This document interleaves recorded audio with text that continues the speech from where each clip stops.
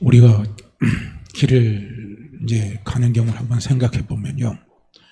우리가 초행길을 갈 때입니다. 특히 이제 초행길을 갈 때 이 저녁에 초행길을 가게 되면요. 참 긴장을 많이 합니다. 그러다 보니까 운전을 하다 보면요. 몸이 많이 피곤하고 지칩니다. 왜냐하면은 길을 모르니까 혹시 잘못 들지 않았을까?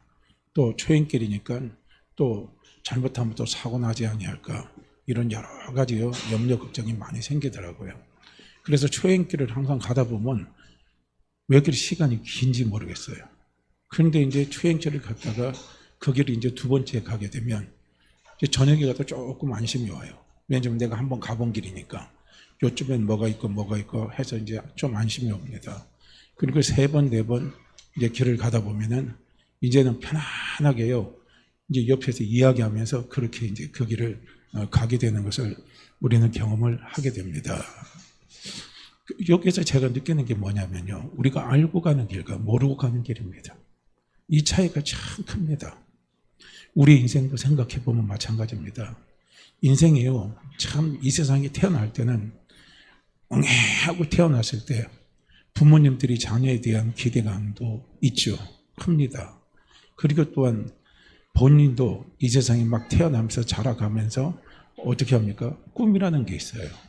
꿈이 대부분 참 큽니다. 그래서 애들한테 물어보면 너 뭐 될래? 물어보면 저 있을 때 가장 많이 나오는 꿈이 뭐냐? 대통령 아니면 장군입니다.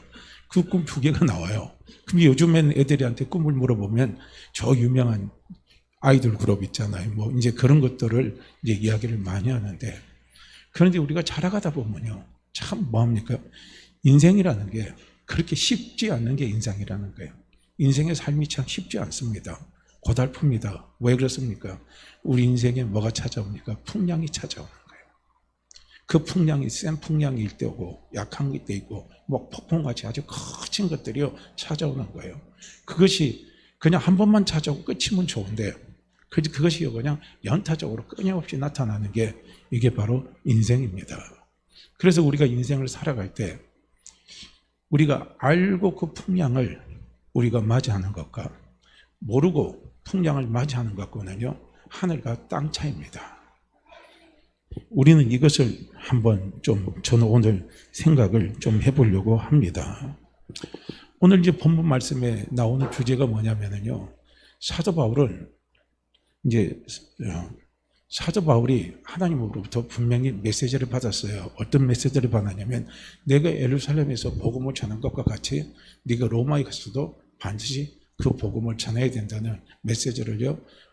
누구를 통해서요? 주의 천사를 통해서 사도 바울이 받은 겁니다. 그래서 이제 사도 바울은 어디로 가야 됩니까? 이제 예루살렘에서 로마로 가야 되는 거예요.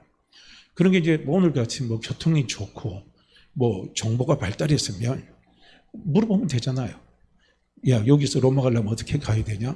그 다음 비행기표는 어떻게 되고, 뭐 이제 이런 거. 가면은 또 누구를 만날 수 있고, 숙박은 어떻게 해야 되고, 돈은 얼마 드느냐? 이런 거 오늘 얼마든지 우리는요, 지금은 잘할 수가 있습니다. 근데 그 당시에는 그런 게 하나도 없는 거예요. 그저 그 당시에는 예루살렘에서 로마까지 가려면 어떻게 됩니까? 돛담배 타고 가는 거예요. 다른 게 없어요. 그러니까 돛담배 타고 가는 가정석에서 어떻게 합니까? 그냥 그 순탄하게 순풍을 만나가지고 잘 가면 좋은데 또 그렇지 않잖아요. 돛담배 타고 가는 거에서요. 거기서 큰 강풍도 만날 수 있고 어떻게 될지요? 전혀 우리가 예측을 할 수가 없는 상황이 되는 겁니다.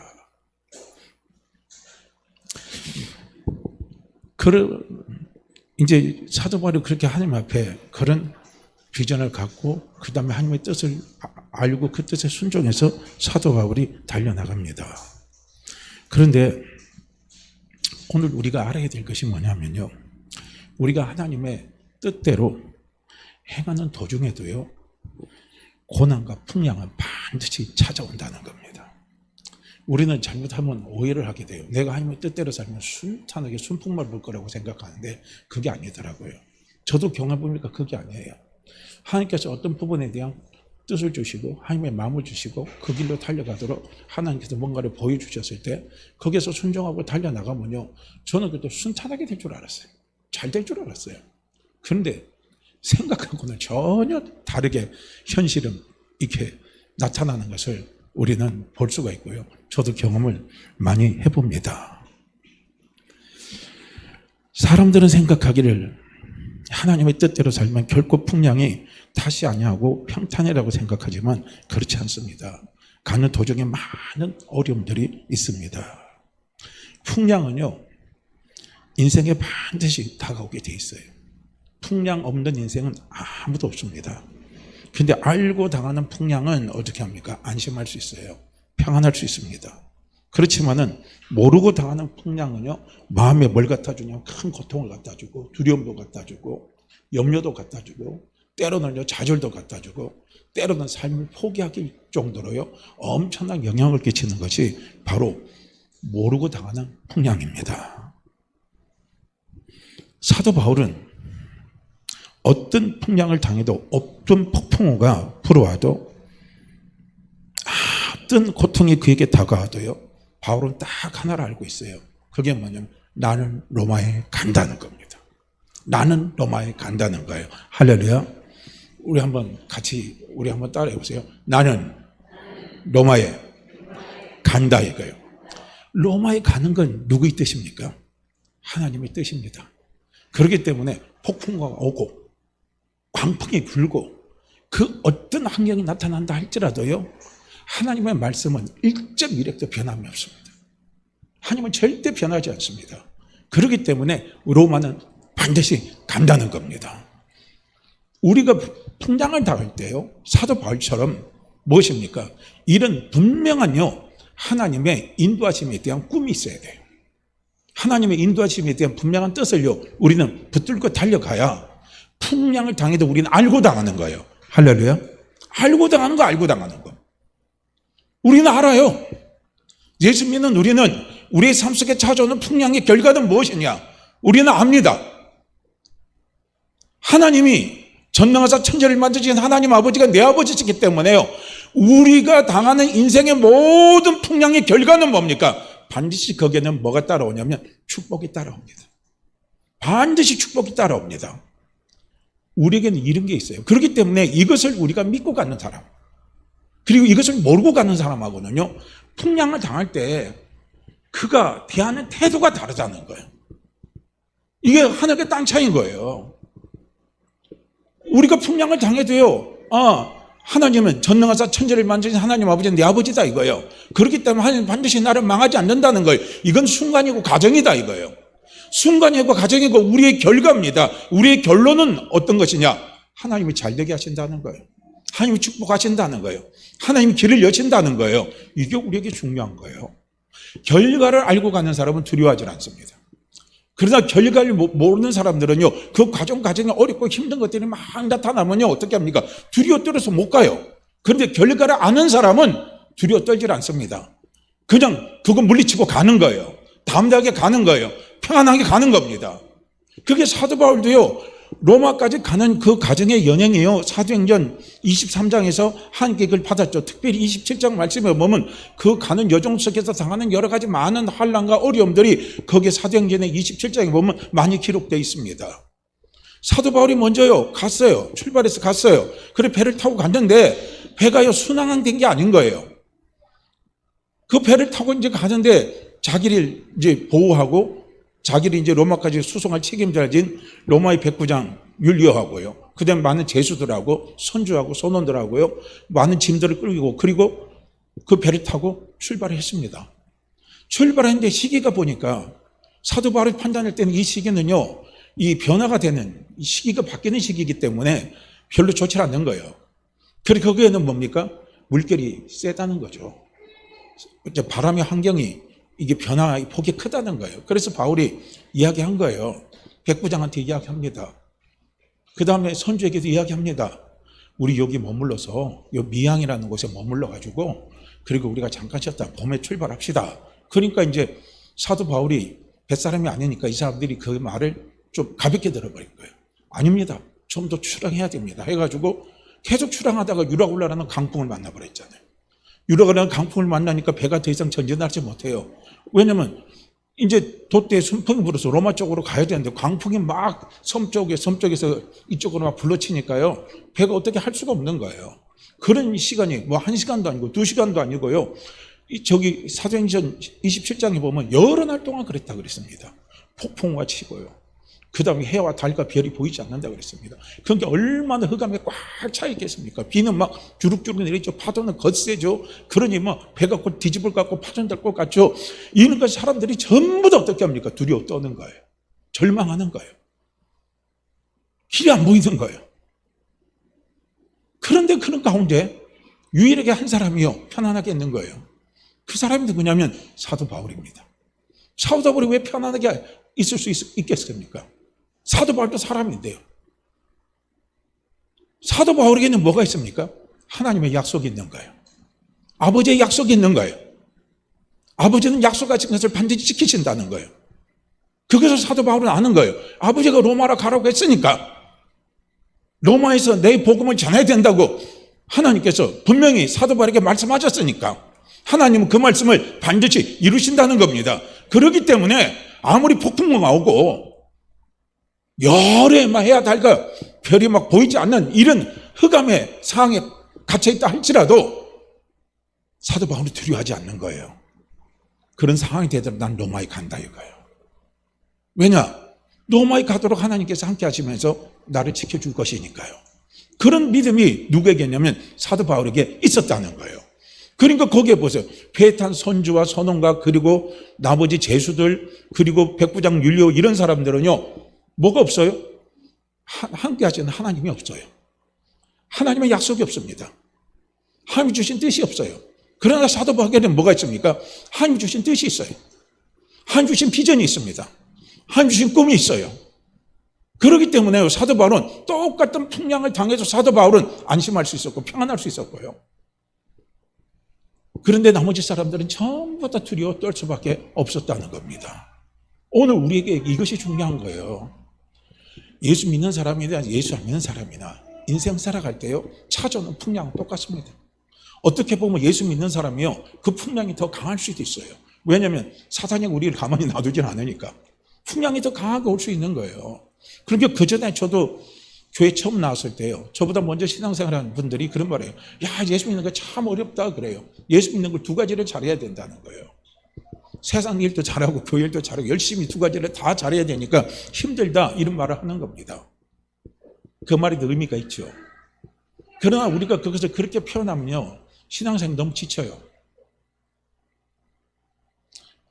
우리가 인생의 삶을 살아가다 보면요 우리에게 닥쳐오는 그 풍랑은 반드시 있습니다.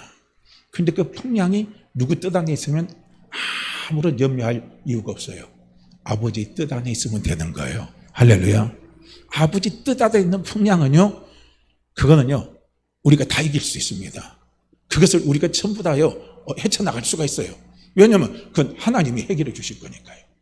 하나님이 해결해 주시니까 우리는 그것 가지고 염려하고 근심하고 답답해하고 괴로워할 이유가 하나도 없습니다. 저도 그걸 경험해 봤어요. 이제 어떤 큰 문제가 있었어요. 제 딴에는 큰 문제였어요. 큰 문제가 있었는데 그거 가지고 저는 맨날 며칠을 고민하면서 괴로워하면서 잠 못 자면서 기도하면서도 불안해하고 걱정하고 염려했어요. 그런데 나중에 하나님의 문제를 해결하니까 순식간에 다 해결해 버리는 거예요. 그러니까요 나중에는 가슴이 허탈감이 찾아오는 거예요. 마음속에 야 내가 쓸데없는 걱정하고 쓸데없는 염려하고 쓸데없는 근심하고 내가 이거 뭐 했나 싶은 거예요. 허탈감이 찾아옵니다. 예수 믿는 우리는요 두려워하지 마세요. 풍랑이 찾아도 두려워하지 마세요. 우리는 분명 믿잖아요. 누구를 믿습니까? 전능하사 천지를 만드신 하나님 아버지를 믿습니다. 전능하사 천지를 만드신 하나님 아버지를 믿습니다. 믿으시죠? 우리 그걸 바라보라. 그걸 바라보세요. 사도 바울이 똑같은 그 환경 속에서 사도 바울이 똑같은 환경 속에서 똑같은 환경만 사도 바울이 바라봤다면 사도 바울도 지뢰 거기에서 그들과 똑같았을 겁니다. 하나님이 선교하라고 나를 로마로 보낸다고 해놓고는 세상에 유라굴라라던 그 광풍을 불어가지고 이걸 그냥 폭풍과 몰아치게 하고 비바람도 몰아치게 하는데 이것도 하루도 아니고 맨날 며칠을 그렇게 만들어버리고 그러니까 거기에서 사도 바울도 소망을 못 찾는 거예요. 입에서 절망하고 불평하고 이건 뭔가 잘못된 거야. 이렇게 사도 바울이 분명히 생각할 수도 있었을 겁니다. 그러다 보면요, 하나님의 선교사의 길이 끝쳐버리는 거예요. 그런데 사도 바울은 그 환경을 바라보지 않았다는 거예요. 누굴 바라봤습니까? 하나님을 바라봤다는 거예요. 하나님의 뜻을 바라봤습니다. 하나님의 약속을 바라봤다는 거예요. 이것이 우리에게 중요한 거예요. 사도 바울이요, 풍랑을 만났을 때 사도 바울이 갖고 있는 게 딱 뭐가 있는 줄 아십니까? 사도 바울에게 하나님께서 목표를 주셨어요. 그 목표는 뭐냐? 로마에 가는 겁니다. 두 번째, 사도 바울에게 꿈을 주셨어요. 그건 뭡니까? 황제의 재판석에 서는 거예요. 거기서 하나님이 사도 바울로 하여금 복음을 전하게 하는 거거든요. 그게 있어요. 그 두 가지가 분명했어요, 사도 바울이. 그렇기 때문에 사도 바울이 이겨나간 거. 그걸 사도 바울은 바라봤다는 거예요. 목표가 있었고 꿈이 있었어요. 그 목표와 꿈을 바라보고 사도 바울은 달려간 겁니다. 어떻게 보면 예수 믿는 우리는요, 하나님 예수 믿는 우리에게 하나님께서 원하시는 신앙이 뭔 줄 아십니까? 비행기입니다. 비행기 신앙입니다. 이 비행기의 특징은요, 없어요. 비행기는 후퇴를 못합니다. 비행기는 무조건 전진하는 거예요. 그런 게 히브리서에서 말씀하잖아요. 나의 의는 뒤로 물러가는 거 하나님 기뻐하지 않는다는 거예요. 우리가 겨자씨만한 믿음만 가지고, 우리가 하나님 주시는 목표를 가지고, 하나님 주신 꿈을 가지고 우리는 기도하면서 달려나가는 거예요. 계속 전진해서 가는 거예요. 계속 전진해서 가는 겁니다. 그 발걸음이요, 조그마한 발걸음이든 큰 보폭이든 우리는 달려가는 게 그게 중요한 거예요. 그렇게 사도 바울은 그 유라굴라라는 강풍을 만났어도요, 어떻게 합니까? 목표가 있죠. 꿈이 있죠. 그래서 그걸 바라보고요, 사도 바울은요, 달려나간 거예요. 그리고 그 가운데 사도 바울은 어떻게 했느냐? 하나님 앞에 찬양과 예배를 드린 거예요. 그러니까 거기에서 사도 바울에게 또 주의 천사가 나타나서요, 사도행전 27장 22절에서 이야기를 합니다. 뭐라고 얘기합니까? 내가 너희를 권하노니 이제는 안심하라. 너희 중에 아무 또 생명을 아무런 손상이 없겠고 오직 배만 손상을 입는다 하고요, 사도 바울에게 이야기해 준 겁니다. 그 배에 탄 사람들의 생명은 하나도 다치지 않는다는 거예요. 누구 때문에? 사도 바울 때문에. 사명이 있는 사람입니다. 꿈이 있는 사람이에요. 목표가 있는 사람입니다. 그 한 사람 때문에 나머지 사람들이 어떻게 합니까? 생명을 잃지 않는다는 거예요. 그래서 이야기하는 거예요. 바울아, 두려워하지 말라. 내가 가이사 앞에 서야 하겠고 또 하나님께서 너와 함께 항해하는 자를 다 내게 주셨다는 거예요. 내게 주셨다는 것은 너를 통해서 하나님이 보호해 주시겠다는 거예요. 이것을요, 막 두려워 떨고 희망 없는 사람들에게요, 사도 바울이 강하게 막 전파를 하는 거예요. 여러분, 내가 섬기는 하나님으로부터 나는 분명한 메시지를 받았습니다. 여러분 염려하지 마십시오. 여러분 죽지 않습니다. 단지 이 배만 손상 입을 뿐입니다. 내가 섬기는 하나님이 우리와 함께하고 있습니다. 그렇게 두려워하지 마시기를 바랍니다. 나는 내가 섬기는 하나님을 믿습니다 하고요, 사도 바울이 거기서 외치니까 그 사람들이 그걸 받아들이는 거예요. 그러니까 그 사람들의 마음속에도 안심이 찾아오니까요, 사도 바울이 뭐라고 합니까? 이제 우리 식사합시다 이거예요. 이제 우리 밥 먹자 이거예요. 그러니까 그들이요, 식사하면서 밥 먹으면서 함께 하는 거예요. 그래서 배가 떠밀면서 멜리데 섬에 도착을 하잖아요. 근데 거기서 이제 폭풍 몰아치고 맨날 며칠을요, 비바람이 다 빠지니까 몸이 얼마나 춥겠습니까? 바들바들 떨리잖아요.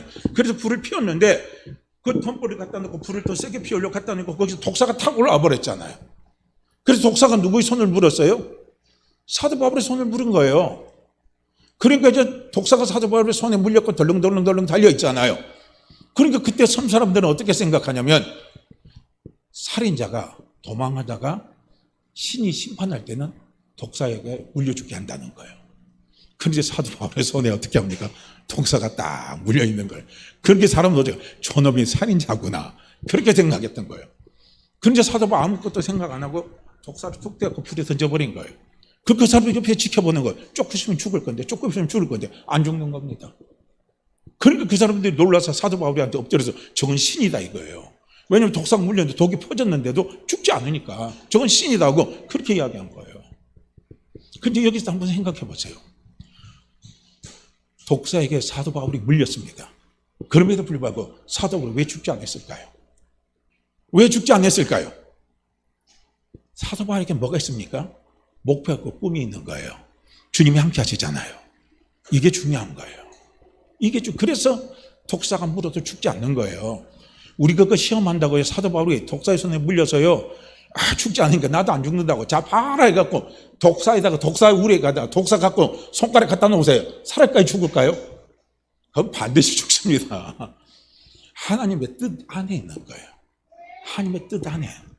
우리가 그래서 하나님을 시험하지 말라는 거예요. 그러다가 큰일 납니다. 독사한테 물리면요 조심해야 돼요. 참 죽어요. 잘못하면요 독이 퍼져가지고. 근데 바울에게는 그 믿음이 있는 거예요.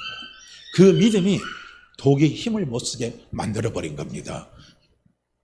보세요. 사도 바울도 이렇게 해요. 하나님의 뜻을 행해서 가는 여정, 가정 속에 뭐가 있습니까? 이런 환난과 여러 가지 풍랑이요 사도 바울에게 나타납니다. 그렇지만 중요한 것은 무엇이냐면요 꿈이 중요합니다. 하나님은 우리가 어렵고 힘이 들 때요 하나님은 반드시 우리에게 꿈을 주셔서 그 어려움과 힘든 것을 이겨나갈 수 있도록 하나님은 분명히 역사하시면서 도와주시는 분이 바로 우리 하나님 아버지십니다. 사도 바울도 이런 꿈이 있었어요. 목표가 분명하잖아요. 그렇게 사도 바울이 이런 풍랑에 와도 다 이겨나갈 수 있었던 거예요. 자, 우리가 간단한 한 예를 든다면요 요셉도 한번 예를 들어볼게요. 요셉도 한번 보세요. 요셉이 하나님의 꿈을 주셨죠. 어떤 꿈을 줬습니까?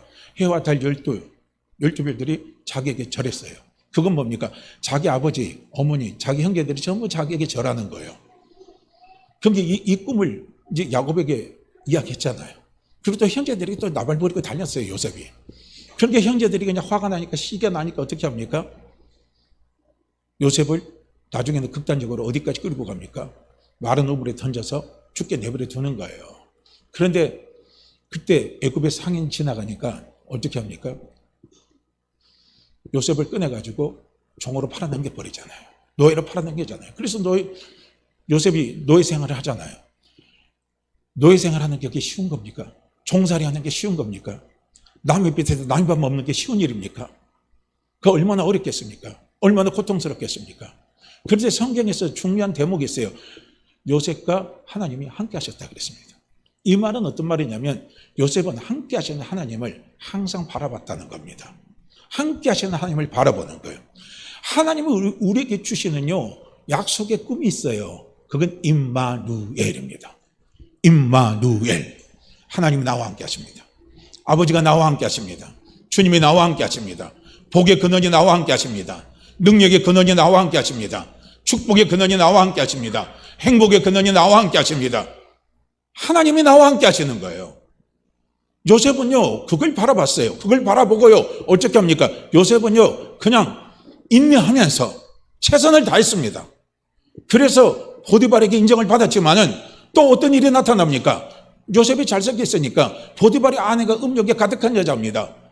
그래서 보디발을 유혹해서 유혹에 넘어가지 않으니까요 어떻게 합니까?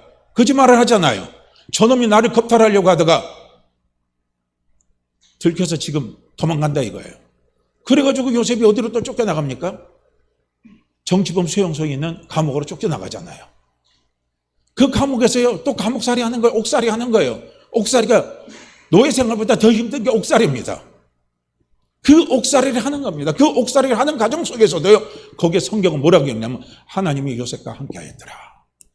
이 말은 다른 말 안 하면 요셉은 하나님을 바라봤다는 거예요. 요셉은 아버지를 바라봤다는 겁니다. 오늘 우리를 하려면 전능하사 천지를 만지신 하나님 아버지를 바라봤다는 거예요. 그 하나님 아버지를 바라봤어요. 바라보니까 거기에서 뭡니까? 요셉은 또 참고 견디면서 어떻게 합니까? 최선을 다한 겁니다. 그래서 그 감옥에 있는 간수에게 인정을 받은 과정이에요. 그리고 나중에 마침내 요셉은 어떻게 합니까? 애굽의 총리 대신이 된 겁니다. 그리고 실제로 하나님께서 약속하신 대로 어떻게 합니까? 자기 형제들이 전부 다 아버지가 와서 전부 다 요셉에게 엎드려 절하는 그런 일들이 실제로요 이루어진 거예요. 하나님의 꿈이 이루어진 겁니다. 하나님은요 우리가 이 인생의 고난이나 풍랑 속에요 그 풍랑을 이겨나가도록 하나님께서요 우리에게 힘을 주십니다. 반드시 힘을 주십니다. 왜냐하면 하나님은 내 아버지십니다. 하나님은 내 아버지세요. 내 아버지가요 나를요 그 풍랑 속에 휩싸여서 떠내려가서 실패해서 죽도록 하나님은요 절대로 내버려 두지 않는다는 겁니다. 다윗의 경우도 한번 생각해 보세요. 다윗이요 시편 1편 시작해서 복 있는 사람은 여호와의 율법을 주야로 묵상한다 그랬잖아요. 여호와의 율법을 묵상한다는 것은 하나님을 바라본다는 거예요. 율법은 다른 말로 한다면 말씀입니다. 요한복음 1장 1절 말씀에 보면 말씀은 하나님이시라 그랬습니다. 그래서 하나님을 바라보고 하나님을 바라보는 거예요. 그래서 시편 23편을 우리가 가만히 묵상을 해보세요. 제가 지난주인가 지난주간에 시간이 제가 촉박해가지고 시편 23편을 쭉쭉 제가 이제 묵상하면서 이렇게 한 걸 좀 같이 말씀을 드리려다가 제가 그냥 못 드리고 끝나버렸는데요. 오늘 제가 다시 한번 말씀을 드릴게요. 시편 23편입니다. 이것은 어떻게 보면 다윗의 신앙의 최고의 고백입니다. 아주 X로 나오는 신앙의 고백이 시편 23편이에요. 그래서 시편 23편의 가장 중요한 주제가 뭔 줄 아십니까? 여호와는 나의 목자라는 거예요. 여호와는 나의 목자입니다. 항상요 다윗은 이것을 가지고 있었는 거예요. 하나님은 나의 목자십니다. 하나님은 나의 목자십니다. 그래서 이 다윗이요 자기 인생의 삶을 살아가다 보니까 다윗이 자기 인생에서 부족함이 느낄 때가 참 많았을 겁니다. 특히 언제냐면요 자기도 하나님 앞에 꿈을 받았어요. 어떻게 하면 이스라엘 이디야 왕의 꿈으로 받았잖아요. 그 비전을 받았어요. 그런데 그 비전과 꿈을 받을 때요 근데 순탄하지 않았잖아요. 10년 동안 누가 따라다닙니까? 지긋한 누가 따라다닙니까? 사울왕이 따라다니는 거예요. 끊임없이 따라다니는 거예요. 자객이 끊임없이 따라다닙니다. 사울왕의 감시가 끊이질 않는 거예요. 그러니까 다윗 입장에서는 얼마나 힘을 들고 고통스러웠겠습니까? 그 가정 속에 다윗이요 자기의 부족함을 느꼈겠습니까? 안 느꼈겠습니까? 느꼈겠어요? 안 느꼈겠어요? 오늘 우리에게 중요한 게 바로 이거예요. 우리 인생의 풍랑이 찾아오게 되면 내 부족함을 느끼게 돼 있다는 거예요. 우리의 부족함을 저절로 느낍니다. 저는 너무 부족해서, 저는 너무 약해서, 저는 가진 것이 없어서 이 어려움 속에서 저는 이겨나갈 수가 없습니다. 그래서 많은 사람들이 그 가운데서요 절망해서 술을 마시는 거예요. 절망해서 술을 마셔요. 왜 사람들이 술을 마십니까? 그 절망에서 벗어나려고, 순간 벗어나려고 술을 마시는 거예요. 그 절망에서 벗어나려고 사람들은요 뭐 합니까? 마약을 하는 거예요. 이게 문제인 거예요. 저는 제주도 목회하면서요 알코올 중독된 분 제가 3분을 만났었어요. 그냥 대병을 갖다 놔요. 그냥 싸놨어요. 그냥 밤새도록 술을 마십니다. 그런데 그분들의 이야기를 듣다 보면요 거의 똑같은 게 있어요. 삶을 포기한 거예요. 왜냐? 인생 여정의 스토리를 딱 들어보면요 이분이 처음부터 그렇게 된 게 아니에요. 자기는 삶을 잘 살아보려고 노력했는데 뜻하지 않은 큰 풍랑이 만나는 거예요. 그 중에 한 사람은 어떤 사람이냐면 술만 먹으면요 그냥 대로에 가서 큰 대자로 뻗어 눕는 거예요. 그리고 차가 자기 위에 지나가서 자기가 거기서 그냥 죽어버리겠다고 하는 거예요. 왜 그렇게 하냐고 물어보니까 그나마 내가 자식에게 해줄 수 있는 것은 교통사고 나서 내가 차에서 죽어야 그 보상금 나와야 내 자녀들 그나마 보태준다고 하는 거예요. 그래서 그 사람은 그냥 술만 먹으면요 그냥 길바닥에 큰 대자로 눕는 거예요. 그리고 그 사람이 고아예요. 강원도 사람입니다. 인생을 들어보면 참 눈물 나요.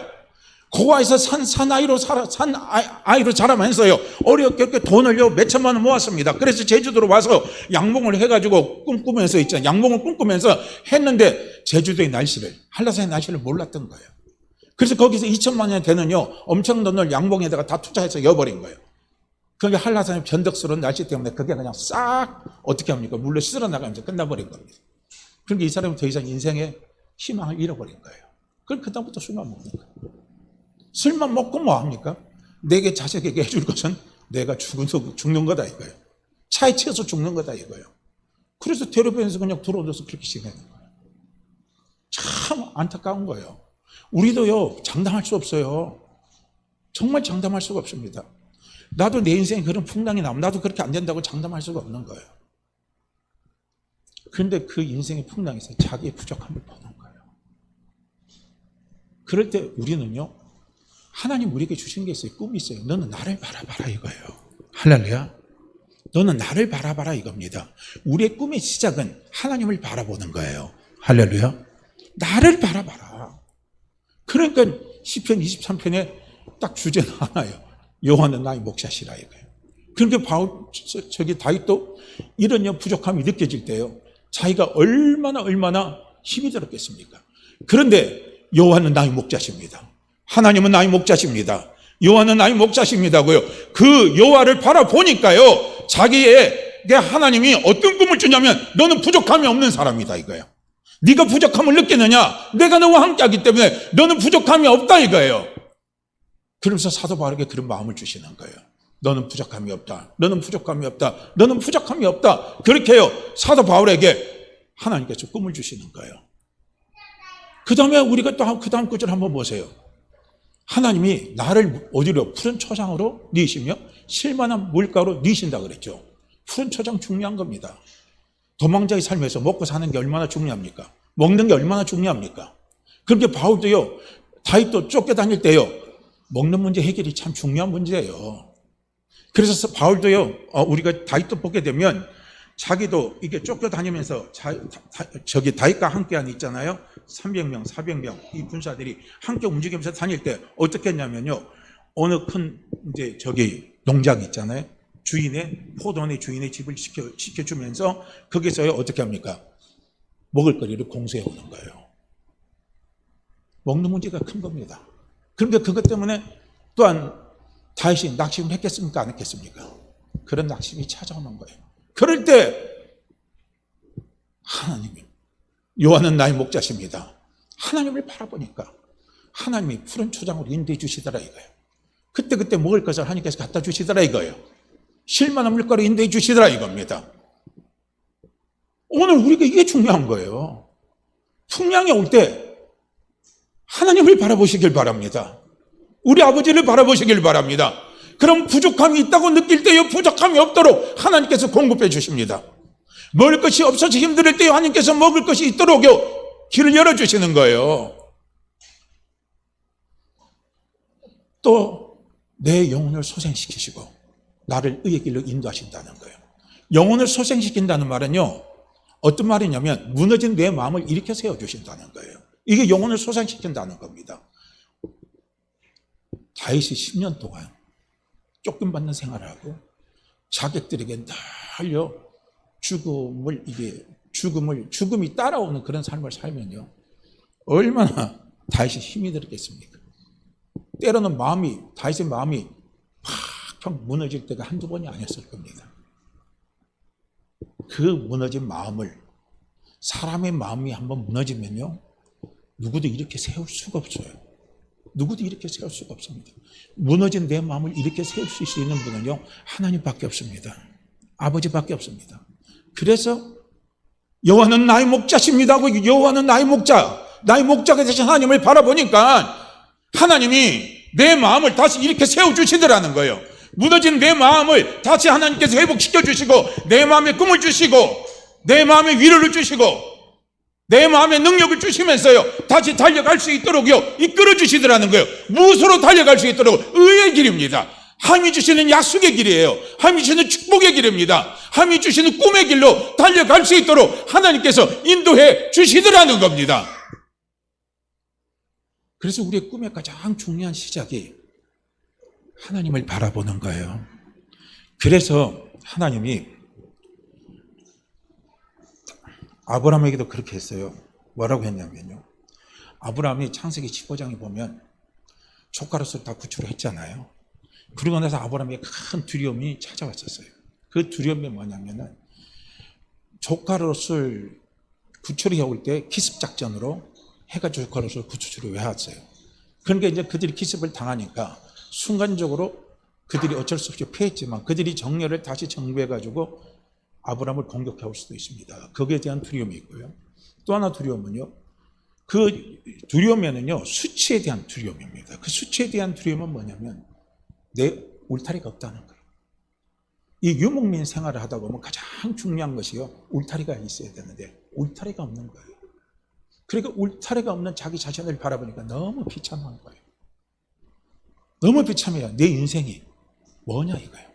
내 삶이 뭐냐 이거예요. 이때까지 내가 살아왔는데 내 재산을 지킬 울타리, 내 생명을 지킬 울타리가 하나도 없다는 거예요. 그걸 바라보니까 아브라함이 너무나 비참한 거예요. 너무나 낙심이 되고 너무나 두렵고 너무나 수치스러운 겁니다. 그런 아브라함에게 하나님께서 바깥으로 끌어내는 거예요. 끌어내서 하늘의 별들을 봐라 이거예요. 할렐루야.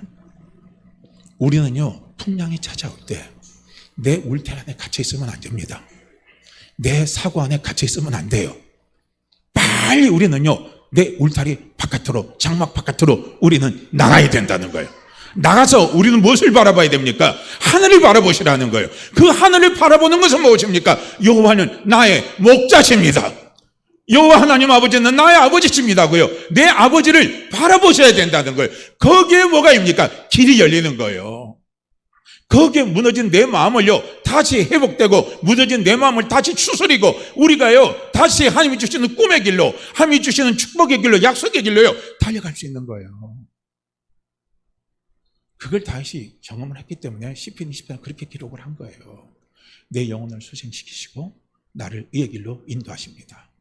내가 사망의 음침한 골짜기를 다닐지라도 나는 해를 두려워하지 않습니다. 주의 지팡이와 막대기가 나를 안위하신다는 거예요. 나를 지켜주신다는 거예요. 한번 보세요. 우리가 인생을 살다 보면요, 사망의 음침한 골짜기가 얼마나 우리 속에 많이 있습니까? 그죠? 자식 문제에서 찾아오는 사망의 음침한 골짜기를 우리가 지낼 때가 있어요. 내 건강이 나빠져서 사망의 음침한 골짜기가 지낼 때가 있고요.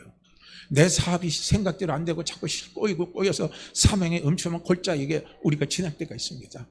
사망의 음침한 골짜기는요, 각자의 상황에서 여러 가지 모양으로 우리에게 항상 찾아오는 것이 사망의 음침한 골짜기입니다.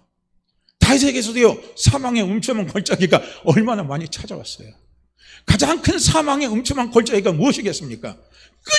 끊임없는요, 바울의 그 사울왕이에요.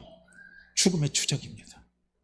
그 사망의 음침한 골짜기를 자기가 다녔는데 나는 두려워하지 않는다는 거예요. 왜 두려워하느냐? 주님이 함께 계신다는 거예요. 주님이 나와 함께 계십니다. 주님이 나와 함께 계시는데 주님이 그냥 함께 계시는 것이 아니라 주의 지팡이와 막대기로 나와 함께 계신다는 거예요. 지팡이는 내 길을 인도하는 겁니다. 막대기는요, 어떻게 합니까? 나를 보호해 주는 거예요. 짐승을 때 막대기로 칩니다. 지팡이는요, 나를 인도할 때 끌어가는 거예요. 그래서 내가 사망의 음침한 골짜기를 다닐 때요, 주의 지팡이와 막대기가요, 내 길을 열어주시는 거예요. 내 길을 열어주시고 나를 보호해 주시고 지켜주시면서요, 어떻게 합니까? 그 사망의 음침한 골짜기를 지나가게 하시더라는 거예요. 오늘 우리도 마찬가지인 겁니다. 사망의 음침한 골짜기가 찾아올 때요, 자꾸 내 울타리 안에 있지 마세요. 내 생각의 울타리 안에 있으면요, 우리는 사단에게 눌려서, 마귀에게 눌려서요, 죽어버립니다. 길이 없어요. 방법이 없습니다. 절망해버려요. 그런데 빨리 누구를 바라보라고요? 여호와는 나의 목자십니다. 하나님 아버지는 내 목자십니다고요. 우리가 그분을 바라볼 때요, 사망의 음침한 골짜기를 우리는 지나갈 수 있는 거예요. 그리고 내 원수의 목전에서요, 하나님에게 상을 베푸시는 거예요. 이것도요, 다시 자기가 고백한 고백이에요. 내 원수의 목전에서 상을 베풀 때요, 가장 짜릿한 것이 무엇이겠습니까? 저는요, 그거라고 생각해요. 어떤 거냐면요, 다윗이 분명히 사울왕을 죽일 수 있었잖아요. 칼로 찔러서 죽일 수, 창으로 찔러서 죽일 수 있는 상황이 2번이나 있었습니다. 그럼에도 불구하고요, 사울왕은 하나님이 기름 부은 자잖아요. 원수지만 하나님이 기름 부은 자이기 때문에 하나님이 처리하시도록 맡겼어요.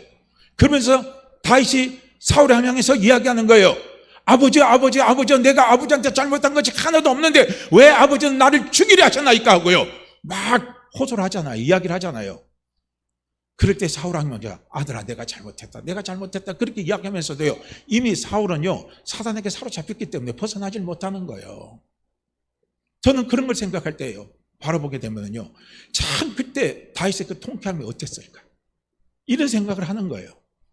다윗이 자기가 인생 살아가면서요, 원수들이 참 많았어요. 시편 3편도 보게 되면 압살롬에게 쫓겨나갈 때 수많은 원수들이 그런 말을 했어요. 하나님 너를 떠났다, 하나님 너를 도와주지 않는다, 너는 거기서 끝났다. 원수들이 그렇게 조롱을 했습니다. 그럼에도 불구하고요, 하나님께서 그 원수들 앞에 하나님께서 상을 베풀어 주셨잖아요.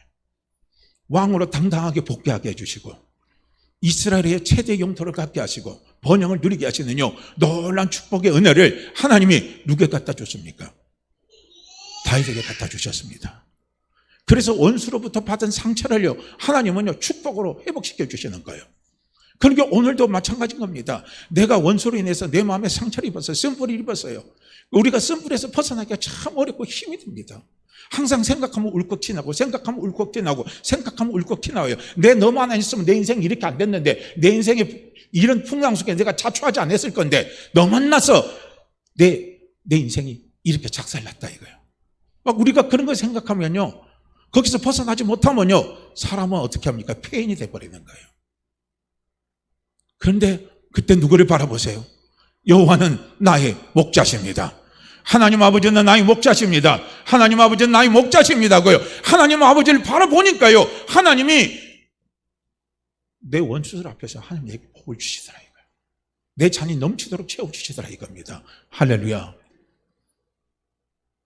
내가 원수로 인해서 내 마음에 상처의 쓴뿌리 인해서 고통받고 신음받고 있다면 하나님에게 꿈을 주시는 거예요. 먼저 네가 나를 바라봐라. 그리고 네 원수가 놀라도록, 너에게 상처를 준 사람, 아픔을 준 사람이 놀라도록 내가 너를 축복하마. 내가 너를 축복하마 이거예요. 하나님이 그 꿈을 주시는 거예요. 우리는 그 꿈을 갖고 달려가는 거예요. 그 꿈을 갖고 우리가 참고 인내면서 달려가다 보면요, 마침내 하나님은 나에게 뭘 주십니까? 상을 베풀어 주시는 거예요. 내 자신 넘치도록 하나님께서 채우시는요, 축복의 열매를 갖다 주시는 겁니다. 그러니까 우리가 통계할 때 가장 통계가 무엇이겠습니까? 원수에게 원수를 갚는 것이 아니라 내가 너무 잘 돼가지고요, 원수가 내 앞에서 무릎 꿇는 거예요. 저절로 무릎 꿇는 겁니다. 저절로 미안하다고 찾아오게 하는 거예요. 이것이요, 하나님이 우리에게 주신 얼마나 큰 축복입니까? 나의 평생에 여호와의 선하심과 인자하심이 정녕 나를 따르리니 내가 여호와의 집에 영원히 거하리더라 이거예요. 그러니까 다윗이 자기 인생의 삶을 여호와는 나의 목자라는요, 그 꿈을 가지고 달려가 보니까 그 꿈 속에서 하나님은요, 하나님의 은혜를 나에게 항상 베풀어 주시더라 이거예요. 하나님의 은혜가 나를 따라오더라는 거예요. 그림자처럼 따라오더라는 거예요. 내가 거역할 수 없을 만큼요, 하나님의 은혜가 나를 따르라는 겁니다. 그래서 내가 하나님 집을 떠날 수가 없습니다. 그래서 내가 아버지를 떠날 수가 없습니다 하는 고백이요, 시편 23편 6편의 고백입니다. 바로 이거예요. 우리는 아시길 바랍니다. 우리는 알잖아요. 알잖아요. 누구랍니까? 하나님 아시죠? 하나님 아시죠? 하나님 누구셔요? 하나님 누구십니까? 하나님 내 아버지입니다. 이건 우리가 관념적으로 생각하지 마세요. 우리가 습관적으로 하나님을 내 아버지라고 생각하지 마시길 바랍니다. 하나님은 지금 내가 고백하는 그 하나님은요, 지금도 살아 계십니다. 그분은 죽은 하나님이 아니에요. 죽은 아버지가 아닙니다. 지금도 살아 계십니다. 지금도 나와 함께 계십니다. 지금도요, 공기처럼 바람처럼 나와 함께하고 계십니다. 그분이 함께 계셔요. 함께 계시고 함께 계신 그분이 뭐합니까? 나를 도와주시는 거예요. 나를 도와주시고, 그분이요, 나를 축복하시고 나를 이끌어 주십니다. 아시죠? 이게 뭡니까? 이것이 하나님이 우리에게 주신 꿈이에요. 우리 모든 꿈의 시작이 바로 이거예요. 하나님은 나의 아버지십니다. 하나님은 나의 아버지십니다. 하나님은 나의 아버지십니다. 우리가 이 꿈에서요, 그 다음부터 어려움이 찾아오고 풍랑이 찾아올 때, 그 다음에 또 그 풍랑을 이겨나갈 수 있도록 아버지는 나에게요, 말씀을 통해서 또 꿈을 주시는 거예요. 그래서 우리는 그 꿈을 붙잡고 달려나가면 된다는 겁니다. 그러면요, 우리가 풍랑이 와도 안심해요. 풍랑이 와도 근심하지 않아요. 풍랑이 와도 염려하지 않습니다. 오늘도 저는요, 분명히 말씀드리지만은요, 오늘도 전능하사 천지를 만드신 하나님 아버지를 내 아버지로 믿고 고백하고 그분을 우리가 바라보고 달려가는 사람은요, 분명히 달려가는 사람은 풍랑이 와도 염려 안 합니다. 왜냐하면 염려할 필요가 없어요. 그 염려는 다 쓸데없는 염려입니다. 부질없는 염려예요. 의미 없는 염려입니다. 다 나중에 보면 내가요, 참 헛웃음 나오는 염려입니다. 그런데 전능하사 천지를 만드신 하나님 아버지가 내 아버지라고 입술로는 말은 했는데요, 그것이 실제적인 믿음으로 고백되지 않는 분들은요, 여전히 풍랑만 나면요 염려합니다. 여전히 풍랑만 나면 근심합니다. 두려워합니다. 어떻게 할 수가 없어요. 선택은 누구에게 있습니까? 선택은 나에게 있어요. 선택은 나에게 있습니다. 하나님은 내가 너의 꿈이 되어줄게. 우리 아버지는 분명히 그렇게 말씀합니다. 우리의 꿈에, 예수 믿는 사람의 꿈이, 최고의 꿈이 무엇이겠습니까? 하나님은 내 아버지가 되는 게 꿈이에요. 그래야 천국 가는 거고요. 하나님 내 아버지가 되니까 우리가 어떻게 합니까? 하늘의 상급도 바라보고 달려가는 거예요. 하나님 내 아버지가 되니까요, 하나님 나를 버리지 않고 떠나지 않고요, 나를 도와주시는 거예요. 하나님 내 아버지가 되니까요, 하나님이 내 영혼이 잘 되고 내 범사가 잘 되고 내가 강건한 삶을 살아갈 수 있도록 하나님께서 이끌어 주시는 거예요. 하나님 내 아버지가 되시니까 모든 것이 합력해서 손으로 갖다 주시는 거예요. 예수 믿는 우리가요, 정말 예수 믿는 우리가 우리에게 하나님 주시니요, 첫 번째 주시는 최고의 축복의 꿈이 뭔 줄 아십니까? 하나님이 내 아버지가 되시는 거예요. 하나님이 내 아버지가 될 때요, 그때부터 인생의 풍랑이 찾아올 때마다요, 그 꿈 안에서 우리는 뭡니까? 그 풍랑을 이겨나갈 수 있는 하나님이 또 다른 또 꿈을 우리에게 주시고, 그리고 그 꿈을 가지고 우리가요 달려나가면요 승리하는 삶을 살아갈 수 있다 이겁니다. 분명히 우리는 알죠? 믿죠? 누구를 믿습니까? 하나님 아버지를 믿습니까? 하나님 아버지를 믿습니까? 그럼 이제 풍랑이 찾아오면 그 풍랑의 결과는 무엇이에요? 그 풍랑의 결과는 무엇입니까? 아직도 답이 안 나오세요? 이렇게 열심히 했는데. 어떤 분이 그러대요. 제가 태어나고 나니까요, 전화가 왔더라고요. 아이고 목사님 힘도 드는데 예배 때 소리 좀 지르지 마세요 그러더라고요. 왜 자꾸 소리를 지르시냐고. 그래서 그냥 힘도 없으니까, 저기 몸도 안 좋으니까 그냥 자근자근하게 하십시오 하고 그 말을 하는 거예요. 한편으로는 이해되지만요, 어떻게 합니까? 강조할 때 목에 강조를 해야 되니까요. 그렇잖아요. 우리는 풍랑의 결과를 아십니까? 내 인생에서 찾아오는 풍랑의 결과를 아셔요? 저는 아시기를 원합니다. 그 풍랑의 결과는 축복입니다. 잘되게 하는 거예요. 우리는 그 답을 알고 가는 사람이기 때문에 어떤 풍랑이 와도요, 우리는 안심하고 소망을 갖고 힘을 갖고 꿈을 꾸고 하나님 앞에 인내하면서 기도하면 됩니다. 이것이 우리가 해야 할 일인 거예요. 기도합니다. 자, 우리 이 말씀요 같이 읽고 기도하죠. 오늘 함께 읽은 본문 말씀입니다. 11절입니다. 그날 밤에 주께서 바울 곁에 서서 이르시되 담대하라, 내가 예루살렘에서 나의 일을 증언한 것 같이 로마에서도 증언하여야 하리라 하시니라. 그날 밤에 주께서 바울 곁에 서서 이르시되 담대하라, 내가 예루살렘에서 나의 일을 증언한 것 같이 로마에서도 증언하여야 하리라 하시니라. 그날 밤에 주께서 바울 곁에 서서 이르시되 담대하라, 내가 예루살렘에서 나의 일을 증언한 것 같이 로마에서도 증언하여야 하리라 하시니라. 아멘. 자, 우리 함께 같이 기도합니다. 하나님이, 전능하사 천지를 만진 하나님이 나의 꿈입니다. 그 꿈 안에서 내가 풍랑이 찾아와도 잠잠합니다.